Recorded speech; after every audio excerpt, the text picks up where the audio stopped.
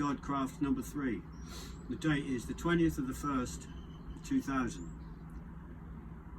I want to talk about things of the Bible that can be linked with the situations that are going on around us right now. Since I spoke last, the intensity seems to have gone up quite a bit. So as we barrel into 2020, the first day on the news world news was basically the fires in Australia, the floods in Indonesia, and Donald Trump's dalliances with taking people out over in Iran, powerful people, and this is all within the first 4 days of the year, pretty much. I think this is kind of a, dare I say it, a microcosm of things that we can expect to come. Talking about the fires, hang on the fires a minute in Australia. I know they have them every year, but all the locals say that the ferociousness and the fury of them is like nothing they've ever seen before. So it's kind of like a step up. This is a take notice time. And I know we've got global warming, whether it's man-made or whether it's not is kind of irrelevant. It's here. And it ties in pretty much exactly with stuff of the Bible, especially on the heating up side of it. The world's getting hotter. It does say it'll burn the world. That's quite clear. But I believe it isn't too late to turn the clock back. So the 20th, which is today, the news yesterday was the animal rescue people went over to a place called Kangaroo Island, which is off Australia, I believe, and they've just described scenes apocalyptic. So they've talked about hundreds of charred animal bodies.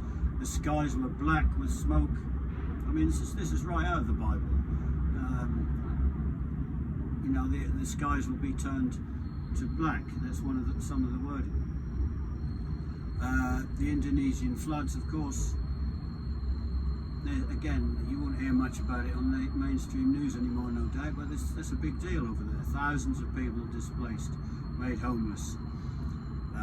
If that was in a Western country, you'd be hearing much more about it, no doubt.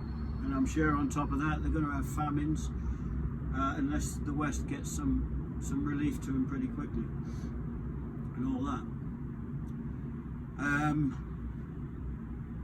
And Trump's Iranian thing. I mean, we've all heard that passage from the Bible. That's wars and rumours of wars. And they've already been talking about World War III, that's not going to happen off the back of this, but it's the media whipping it up.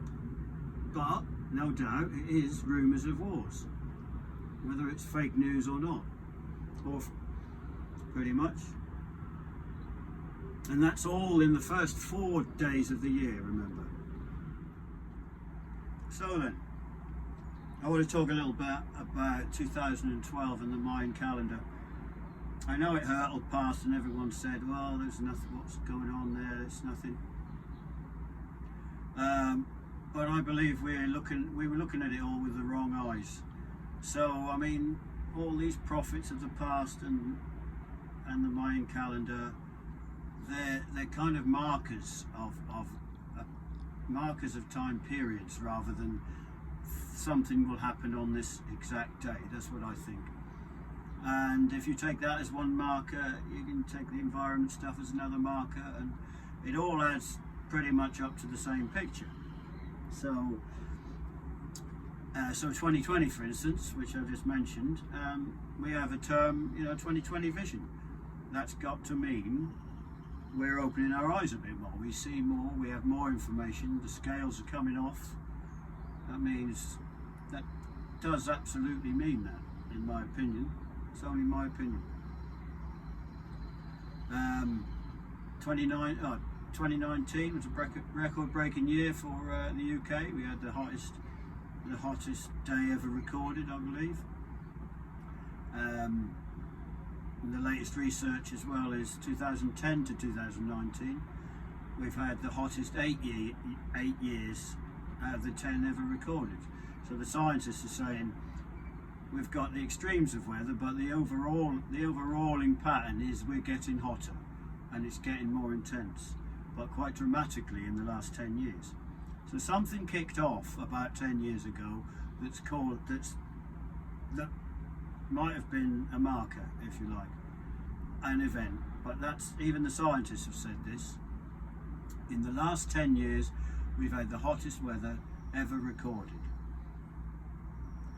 And this is globally as well, not just the UK. Just on another subject, so in the end times, it's social, it's politics, it's environment. So on social, the opioid crisis in the UK is spiking. The NHS is moaning about that. Hospitals are overrun with kids, basically.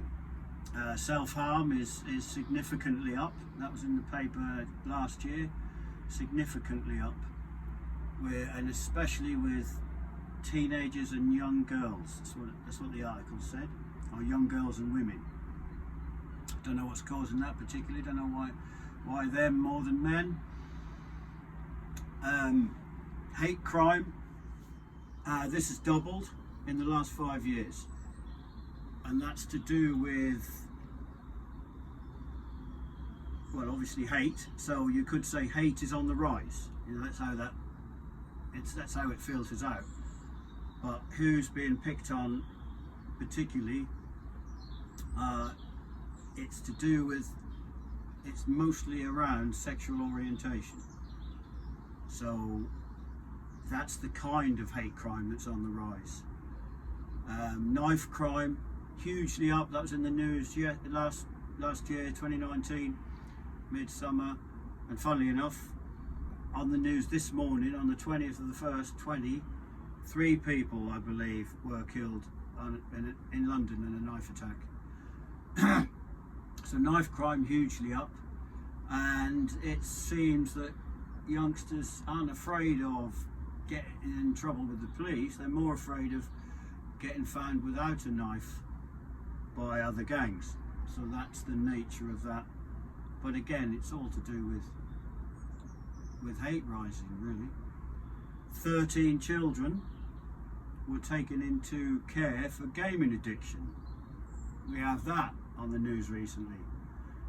I don't think I've ever heard anything like that before, for children being, this is children, not adults.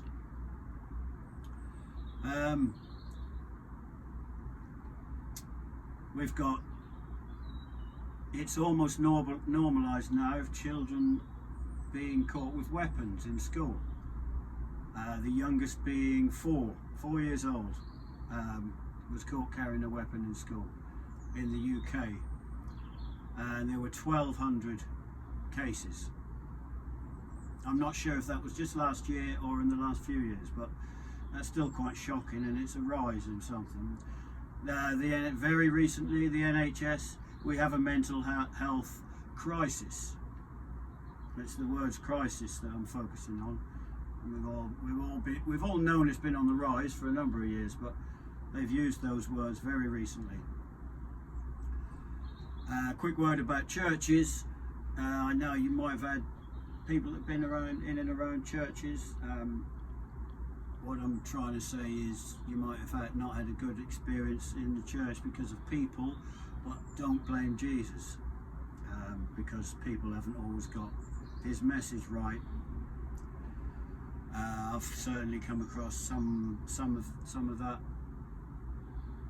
So if you can see churches as hospitals for sinners rather than asylums for saints, that might be a good way of looking at it.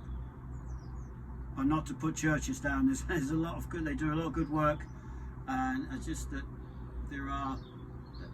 they attract an assortment of different people. And I'll leave that there. And we have something from our local Plymouth newspaper here to do with money taken away from vital services. So we've got funding cuts are leading to directly to more deaths on the streets. It's here in Plymouth. I'm sure it's countrywide. The chief executive of Plymouth's largest homelessness charity has described cuts in funding and services. Pretty much goes on to say that they can't do their jobs properly, keeping people off the streets and fed, because they're having their funding cut.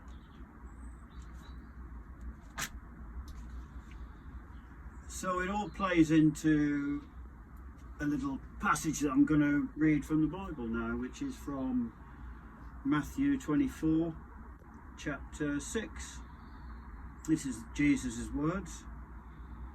And ye shall hear of wars and rumours of wars. See that no one is troubled. For all these things must come to pass, but the end is not yet. For nation shall rise against nation, and kingdom against kingdom. And there shall be famines and pestilences, and earthquakes in diverse places. And all these things are the beginnings of sorrows.